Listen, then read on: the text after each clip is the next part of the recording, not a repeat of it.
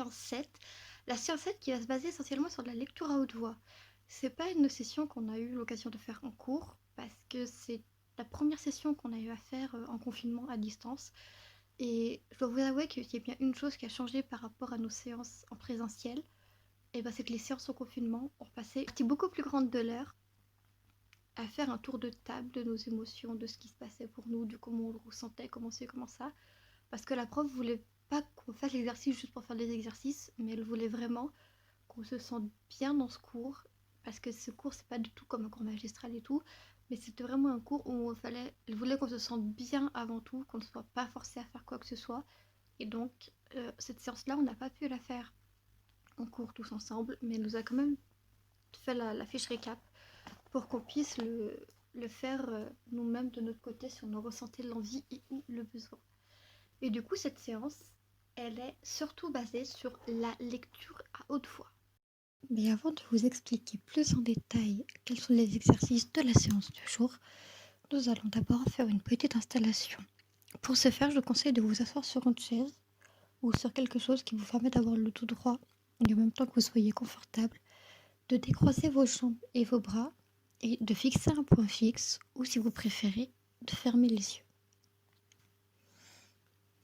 Une fois que c'est fait, vous allez simplement vous laisser guider par ma voix. Et vous allez d'abord essayer de sentir vos pieds, vos orteils. Vous allez essayer de les dénouer. Vous allez essayer de les étendre le plus possible dans vos chaussures si vous en portez. Et essayez aussi de sentir le contact de la chaussette possiblement qui est dessus. Ensuite, vous allez remonter dans vos jambes, tout doucement. Vous allez remonter dans vos mollets, puis vos genoux, puis vos cuisses. Vous allez essayer de sentir s'il y a des tensions, et s'il y en a, vous allez essayer de les dénouer, tout doucement, tout simplement, en sentant aussi la robe, la jupe, le short ou le pantalon qu'il peut y avoir sur vos jambes. Vous allez ensuite continuer à remonter tout doucement dans la colonne vertébrale. Vous allez sentir vos vertèbres. Vous allez sentir aussi le fait que vous soyez adossé contre quelque chose de plus ou moins dur, suivant si vous êtes sur une chaise, sur un fauteuil, dans un canapé, ou même le vide si vous vous tenez contre rien du tout. Vous allez sentir le fait que vous vous sentez droit, que vous êtes droit sur votre colonne. Et vous arrivez ensuite tout doucement au niveau des cervicales. Vous allez redescendre dans vos épaules. N'hésitez pas à faire quelques petits mouvements d'épaule pour les détendre si vous sentez que vous êtes tendu. Tout doucement, tout simplement. Sans stress, sans aller vite, tout doucement. Vous allez essayer de les détendre. Et vous allez prendre quelques grandes respirations au besoin. Grande inspiration. Vous bloquez 1 seconde, 2 secondes. Et vous expirez. On va recommencer une deuxième fois. Une grande inspiration. On bloque 1 seconde, 2 secondes. Et on expire. Ensuite, on va continuer de descendre tout doucement dans nos bras en reprenant notre respiration normale. On va arriver jusque dans nos poignets et jusque dans nos mains, que l'on peut bouger un peu. Si on sent que nos doigts sont tendus, qu'il y a quelque chose qui va pas, on peut les bouger pour sentir et se réapproprier nos mains. Puis on va remonter tout doucement dans nos bras, remonter jusqu'à nos épaules, arriver dans nos cervicales. Et là, on va pouvoir faire quelques petits mouvements de tête, tout simplement d'avant en arrière, tout doucement, tout lentement, pas pour se faire mal, juste pour ressentir sa verticalité. On peut faire des mouvements d'avant en arrière, de gauche à droite, ou bien tout simplement faire tourner sa tête en rond, une fois ou deux, tout doucement, tout lentement. Et ensuite, on essaie de repositionner sa tête droite, aussi droite que possible pour sentir notre verticalité. On va ensuite monter dans nos muscles de visage. On va essayer de sentir nos joues, nos pommettes, notre front, nos yeux. Et on va essayer de détendre tout ça. On va essayer de détendre la mâchoire en ouvrant un petit peu notre bouche, histoire de desserrer nos dents. On peut aussi, si on a les yeux fermés, ou même si l'on a nos yeux ouverts, Bouger nos yeux de droite à gauche, de haut, d'en bas, et sentir si l'on a nos paupières fermées, sentir nos yeux bouger sous nos paupières et voir les possibles différences de luminosité qu'il y a selon si l'on regarde devant nous, à gauche, à droite, en haut ou en bas. Et ensuite, quand vous serez prêt, vous pourrez réouvrir les yeux. Et on pourra faire maintenant un état des lieux de comment on se sent au niveau de notre corps. On va essayer de poser une intensité sur le fait qu'on est bien ou le fait qu'on est peut-être pas bien. Est-ce qu'on a des courbatures quelque part? Est-ce qu'on a mal quelque part? Si oui, à quel endroit? Sinon, quels mots je peux utiliser pour décrire comment je me sens? Et mettre une intensité sur la douleur s'il y en a. Ensuite, on peut essayer de regarder nos pensées. Est-ce que j'ai beaucoup de pensées? Est-ce que j'ai peu de pensées? Et mettre un curseur là aussi. Peu, beaucoup, très peu, pas du tout, énormément. Et ensuite, on peut mettre un mot sur les émotions que l'on ressent au niveau de notre cœur. Est-ce qu'on en est bien? Est-ce que l'on est apaisé par rapport à avant notre installation? Une fois que cela est fait, on peut maintenant commencer la séance. Du coup, pour maintenant qu'on a fini l'installation, que vous avez pu faire le point sur vous, on va du coup parler un peu de la lecture à haute voix. La lecture à haute voix, pour ce faire, vous aurez besoin d'un livre. C'est important d'avoir un livre. Donc là, je vais pas prendre les deux livres qui sont devant moi, là, je vais prendre un livre prospectus que j'ai devant moi. C'est un prospectus d'un petit magasin de jeux de société et jeux de rôle sur Lyon. Donc il vous faudra un livre. Donc en fait, au cours de cet exercice, du coup, ce que j'étais en train de vous expliquer, c'est qu'il va falloir que vous fassiez attention aux vibrations de votre voix. Par exemple, je sais que quand je parle, j'ai tendance à rouler un peu les R par moment. Donc voilà, c'est ce genre de choses, les vibrations de votre voix. Que vous fassiez attention à votre respiration, genre si vous arrivez en souffle à la fin de phrase, ou pas forcément, à la sonorité, est-ce que c'est plutôt grave, est-ce que c'est plutôt aigu? Voilà, tout simplement. Et donc on va faire plusieurs du coup lectures. Il faut essayer dans la mesure du possible que cet exercice ne soit pas fait d'un dire j'ai pas envie de lire mais je le fais parce qu'il faut faire l'exercice. Non. Si vous aimez pas lire, ce que je peux comprendre tout à fait, prenez pas un livre académique par exemple. Prenez un livre que vous avez déjà lu et qui vous plaît. Et si vous n'avez pas de livre sous la main, bah vous prenez un magazine. Genre là par exemple j'ai pris un prospectus d'un magasin de jeux. Genre c'est pas un vrai livre comme j'en ai là devant moi, c'est des livres de développement personnel ou des polars. Donc on va faire une première lecture silencieuse de ce livre. On va dire pendant à peu près 5 minutes. Le but c'est pas de lire le plus de mots possible, c'est rien. C'est juste d'être là et de lire son livre. Donc on va être là, on va prendre son livre et on va lire. On va faire attention aux mots qu'on lit. Je sais que parfois genre, je survole le texte totalement et c'est un enfer. Mais là on va vraiment faire attention aux mots qu'on lit. On va faire attention au sens du texte et on va voir aussi l'affinité qu'on a pensé avec ce livre.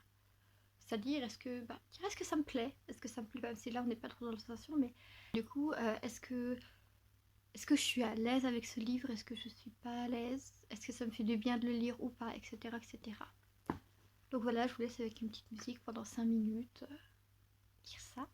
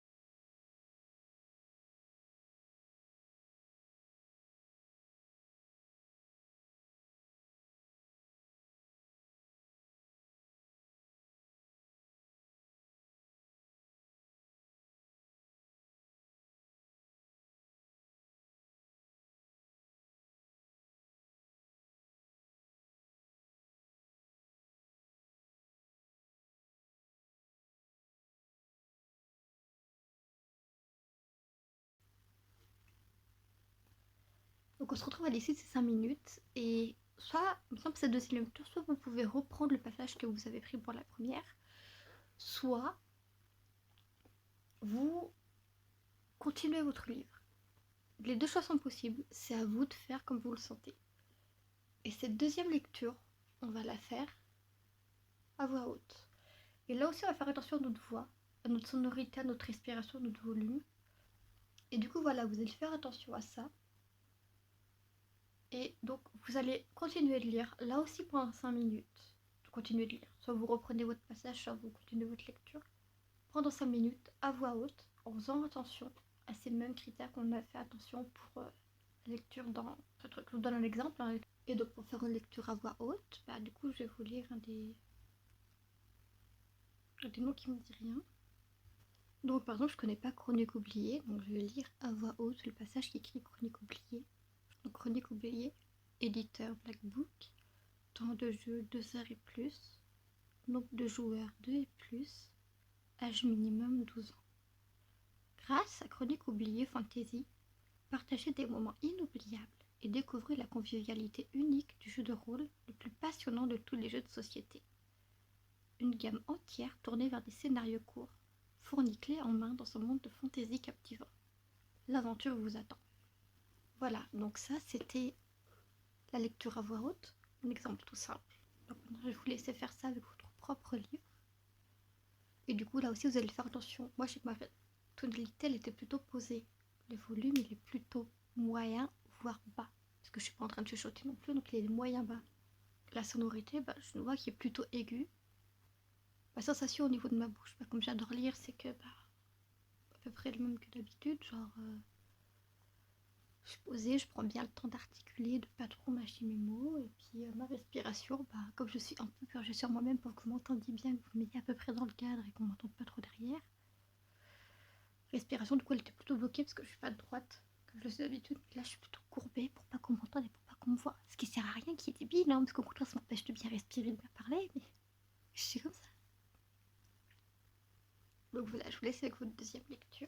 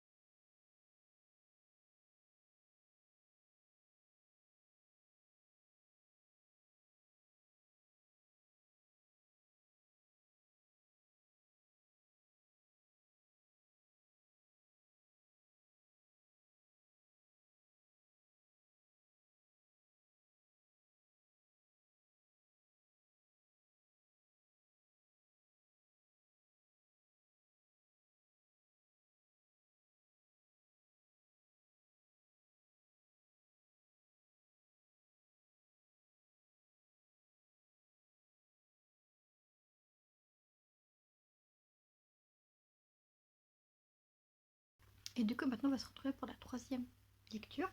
Du coup cette troisième lecture vous n'aurez pas forcément besoin de quelqu'un. Mais pour la faire dans de bonnes conditions, il faut que vous imaginiez que vous avez quelqu'un avec vous, vraiment, et que vous lisez pour que cette personne vous entende et comprenne ce que vous dites. Et donc là, moi ce que j'aime bien faire, c'est que du coup quand je lis pour quelqu'un d'autre, je me dis qu'il faut que je parle de quelque chose que j'aime. Donc, je vais faire comme si je vous m'adressais à quelqu'un d'autre en plus de vous, genre qu'il y avait vraiment quelqu'un avec moi et que je m'adressais à lui ou à elle. Parce que, franchement, ça peut être tout le monde à la fois et personne. Donc c'est pour ça, si vous n'avez pas quelqu'un avec vous, c'est pas grave, vous imaginez juste qu'il y a quelqu'un avec vous et que c'est à cette personne que vous adressez votre lecture. Tales from the Loop. Auteur Monsieur Forbeck, Messieurs Forbeck, Arenstorm, Elquist, Inste et Carlen. Éditeur Arcane Asylum Publishing. Une partie de 140 minutes entre 2 à 7 joueurs âgés de 10 ans ou plus. Bienvenue dans Tales from the Loop, le jeu de rôle d'anticipation des années 80. Mais ce n'est pas la période que nous connaissons. La technologie a fait des bonds. Les scientifiques créent des machines dotées d'intelligence et explorent des dimensions parallèles, ainsi qu'étudient des voyages dans le temps. Dans cet univers, vous allez incarner des enfants et des adolescents aux vies banales confrontés à des événements fantastiques. Et donc voilà, c'est comme ça que vous faites votre troisième lecture.